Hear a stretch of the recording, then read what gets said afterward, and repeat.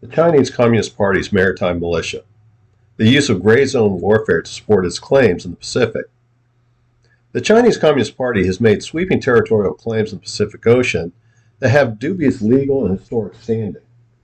Most well known are the claims of the so-called Nine Dash Line that China uses to claim nearly all of the South China Sea as Chinese sovereign territorial waters. The Chinese also have other claims, including against Taiwan's sovereignty, the claim of the Senkaku Islands against Japan, and the Gulf of Tonkin against Vietnam. The Chinese have chosen not to use military force to enforce their dubious claims, but most visibly use the Chinese Coast Guard as a tool of enforcement as it has some international legitimacy.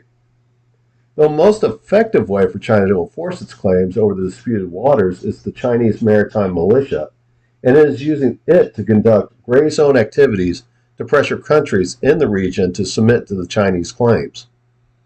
Gray zone tactics calls for the using of non-military means to use coercion to achieve political, economic, and foreign and domestic policy goals by applying pressure against the opponents, but to do so in the gray area between war and peace.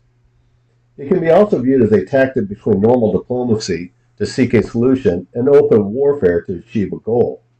The Chinese Communist Party uses gray zone tactics as a method to exercise its power in the region and to do so innocently, claiming that it's actually peacefully and lawfully. China has come to rely on gray zone tactics, with the RAND Corporation citing the Chinese using gray zone tactics more than 80 times in the last decade as of 2022.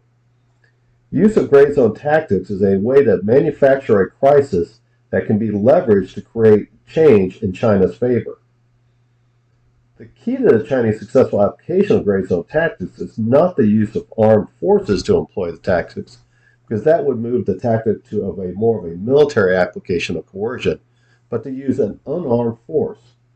A gray zone tactic, for example, is when the Chinese use these tactics across mainland China to generate protests against Japan in the summer of 2012 over the Japanese claims in the Senkaku Islands, with the protests being directed towards Japanese companies, interests, and diplomatic locations inside China.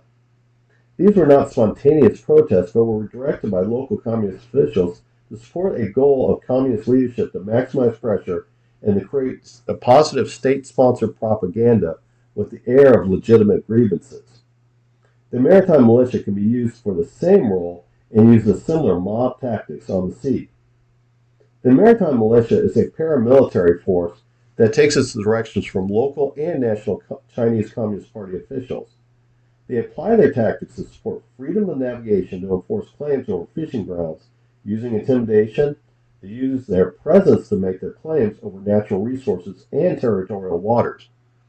The maritime militia is often referred to as fishing boats or a fishing fleet, but they are not simply fishermen, but are composed of a cross-section of fishermen, shipbuilders, port workers, veterans, local and national communist officials with the mission of fishery enforcement, maritime guerrilla operations, and as a support auxiliary to the Chinese Coast Guard.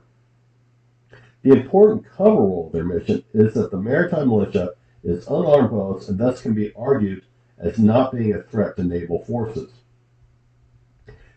The unarmed, outside of their normal small arms they carry on board, the unarmed tactic or aspect is an important part of their role, so they can be argued by the Chinese government as being peaceful fishermen who do not pose a threat. The lack of arms does not mean that the maritime militia is not effective, because they use aggressive and sometimes reckless tactics. The maritime militia has nearly 200,000 vessels at its disposal of various capabilities and can use their numbers to overwhelm another country's Navy, Coast Guard, or fishing boats, using tactics that include using lasers to blind the opposing ship crews, injure acoustic attacks to disturb divers, or in fishing grounds to disturb fish, scare fish from fishing boats, swarming opposing ships to block their passageways, ramming, or laying floating obstacles to block entryways into lagoons or bays. There are two recognized employment strategies that can be applied by the maritime militia, depending on the opponent.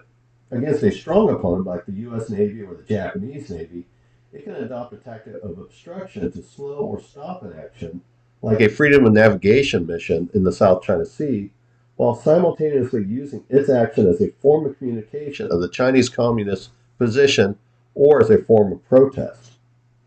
Against a weak opponent, the maritime militia can be used as a provocative and aggressive to attempt to lure the opposing country to exercise a use of force against the militia that China can subsequently use to justify using its armed forces to protect Chinese, quote, fishermen and raise the level of escalation.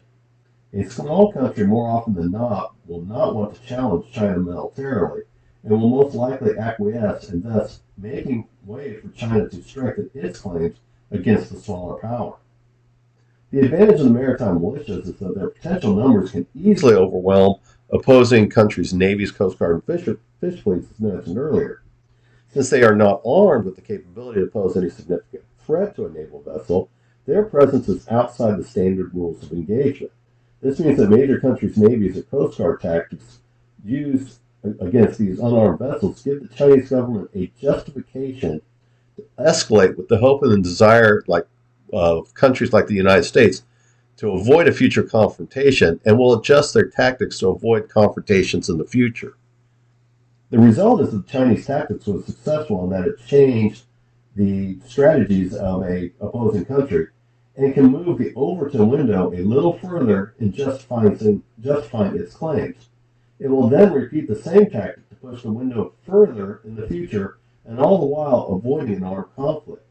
So major powers will become more cautious in the future to avoid a confrontation with an aggressive opponent, or must adjust its tactics to avoid another similar escalation, both of which serves the Chinese purpose. To summarize, the maritime militia is an extension of the Chinese Communist Party and communist movements in general of utilizing irregular forces to create a form of crisis and creating a dilemma that is hard for their opponents to counter. Being too timid will only lead to increased pressure, and being too aggressive against an unarmed force could lead to a military standoff or confrontation, and this would include a propaganda campaign to shape world opinion. The maritime militia uses these irregular tactics and applies it in contested maritime waters. Finding an effective countermeasure to this tactic is needed to push back against the Chinese claims in the South China Sea and other contested areas at sea. Observing the Philippines and its pushback against a much stronger opponent in the Second Thomas Shoal might serve as an example of how to contest maritime militia if it can muster the resources, political will, and keep its claims narrowly focused and not get overwhelmed by Chinese resources, who also must be spent elsewhere in the waters of the Western Pacific.